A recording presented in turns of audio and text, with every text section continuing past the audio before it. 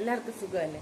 അപ്പോൾ നമ്മളെ ഇന്നത്തെ വീഡിയോ എന്ന് വെച്ചാൽ നമ്മളെ സ്കിന്നിന് വളരെ മാച്ചിങ് ആയിട്ടുള്ള അല്ലെങ്കിൽ നമ്മളെ സ്കിന്നിന് വളരെ നന്നായിട്ടിരിക്കാനും അതായത് നമ്മുടെ സ്കിൻ കെയർ ചെയ്യാനും വേണ്ട സാധനങ്ങൾ അതാണ് ഞാൻ പറയുന്നത്. ഓക്കെ, അപ്പോൾ അതേണക്ക് നമ്മൾ പുറത്ത് പോകുമ്പോഴും നമുക്ക് എന്തൊക്കെ വേണം, നമ്മുടെ സ്കിൻ നന്നായിട്ടിരിക്കാനും അതേണക്ക് നല്ല ഭംഗിയായിട്ട് വരാനും എന്തൊക്കെ വേണം എന്നതിൻ്റെ ഒരു വീഡിയോ ആണ് ഇന്നത്തെ വീഡിയോ.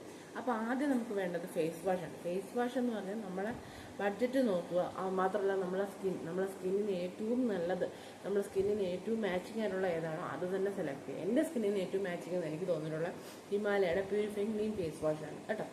അത് വളരെ നല്ലതാണ്, എനിക്ക് നല്ല മാച്ചിങ് ആണ്. അതേപോലെ നിങ്ങൾക്കും മാച്ചിങ് എന്ന് തോന്നുന്നത് ഫേസ് വാഷ് മാത്രമേ വാങ്ങാൻ പാടുള്ളൂ. അതുപോലെ സോപ്പിൻ്റെ ഉപയോഗം നമ്മുടെ സ്കിന്നിൽ കുറയ്ക്കുക. സോപ്പിൻ്റെ ഉപയോഗം നമ്മുടെ സ്കിന്നിനെ കൂടുതൽ ഹാർഡാക്കുകയുള്ളൂ, അതുകൊണ്ട് അത് ശ്രദ്ധിക്കുക.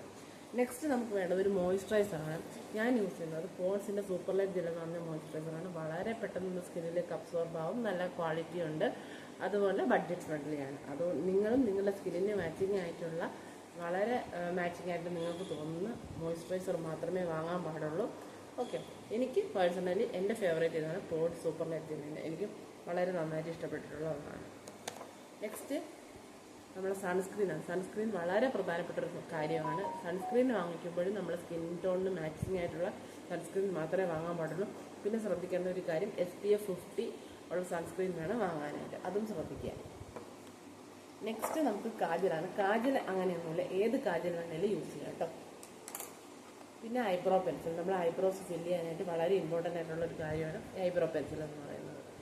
ഇതും ഓൺലൈനിൽ നിന്ന് ഷോപ്പിൽ നിന്ന് ഇഷ്ടമുള്ളതുപോലെ പർച്ചേസ് ചെയ്യാം.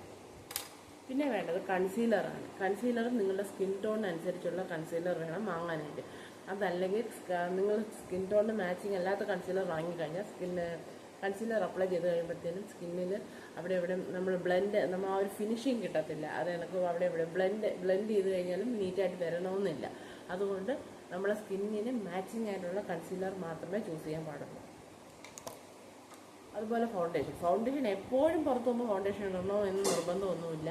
നിങ്ങൾ ഫംഗ്ഷനും കാര്യങ്ങൾക്ക് പോകുമ്പോൾ എന്തായാലും ഒരു ഫൗണ്ടേഷൻ ഉള്ള കൈ കയറണം. അതും മാച്ചിങ് ആയിട്ടുള്ള സ്കിൻ ടോണിലുള്ള ഫൗണ്ടേഷൻ മാത്രമേ യൂസ് ചെയ്യാവൂ. ഞാനിവിടെ ഡാസിലറിൻ്റെ മോയ്സ്ചറൈസിങ് ലിക്വിഡ് മേക്കപ്പ് വിത്ത് സൺസ്ക്രീനാണ് യൂസ് ചെയ്യുന്നത്. 60 രൂപയാണ് ഇതിൻ്റെ വില വരുന്നത്.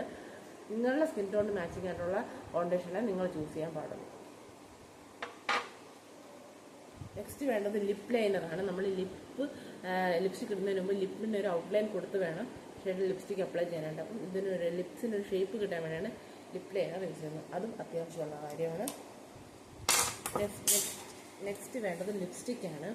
ലിപ്സ്റ്റിക് എന്താണ്? ഇതിൽ റസ്റ്റിൻ പിങ്ക് എന്ന് പറയുന്ന ഷെയ്ഡാണിത്. നിങ്ങളെ ലിപ്സിന് മാച്ചിങ് ആയിട്ടുള്ള ലിപ്സ്റ്റിക് ഷെയ്ഡ് വേണം ചൂസ് ചെയ്യാനായിട്ട്. പിന്നെ 1-2 ലിപ്സ്റ്റിക് ഷെയ്ഡ്സ് നമ്മുടെ കയ്യിലുണ്ടെങ്കിൽ നമുക്ക് ഐ ഷാഡോ ആയിട്ടും യൂസ് ചെയ്യാൻ പറ്റും. നമ്മുടെ ഐ ഷാഡോസിനും നമ്മുടെ കയ്യിൽ ലിപ്സ്റ്റിക് 2-3 ഷെയ്ഡ് ലിപ്സ്റ്റിക് ഉണ്ടെങ്കിൽ അത് വെച്ച് അഡ്ജസ്റ്റ് ചെയ്യാൻ പറ്റും.